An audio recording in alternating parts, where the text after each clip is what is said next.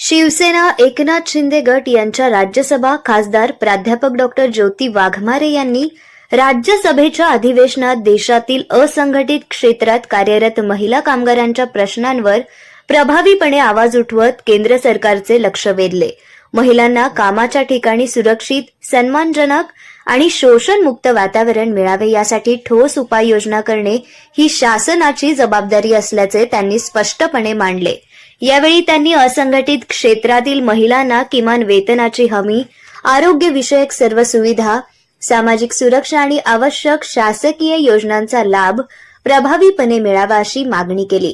तसेच कामगार महिलांच्या लहान मुलांसाठी पाळणा घरे उभारण्याची गरज अधोरेखित करत त्यामुळे महिलांना निर्धास्तपणे काम करता येईल आणि बालकांचे संगोपनही सुरक्षित वातावरणात होईल असे त्यांनी सांगितले। असंघटित क्षेत्रात अनेक महिला विविध प्रकारच्या आर्थिक, सामाजिक आणि मानसिक शोषणाला सामोरे जात असल्याचे नमूद करत अशा शोषणाला आळा घालण्यासाठी कठोर धोरण, प्रभावी कायदेशीर संरक्षण आणि काटेकोर अंमलबजावणीची आवश्यकता असल्याचे खासदार डॉक्टर वाघमारे यांनी सांगितले। महिलांना अधिक सक्षम, स्वावलंबी आणि आत्मनिर्भर बनवणे ही केवळ सरकारचीच नव्हे तर समाजाची ही सामूहिक जबाबदारी आहे असे त्यांनी ठामपणे सभागृहात मांडले।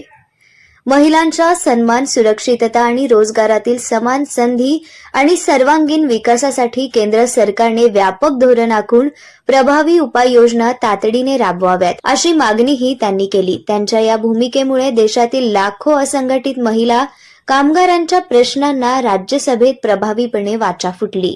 Now question number 125, Dr. Jyoti Nathnath Vakmare.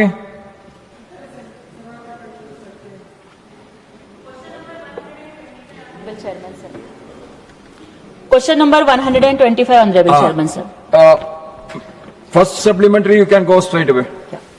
आदरणीय सभापति महोदय, देश के निर्माण और अर्थव्यवस्था की रीढ़ हमारी असंगठित क्षेत्र की महिला श्रमिक हैं, जो कठिन परिस्थितियों में भी राष्ट्र के विकास में अपना अभूतपूर्व योगदान देती है।